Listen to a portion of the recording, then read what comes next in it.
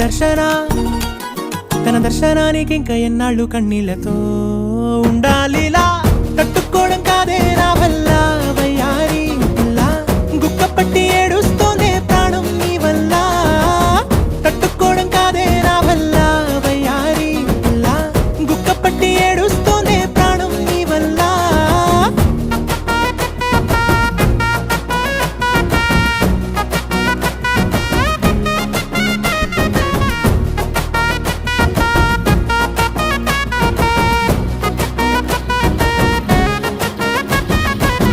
ఇష్టమైంది లాగేసుకుంటే చంటి పిల్లాడల్లాడినట్టే దిక్కుతోచకుండే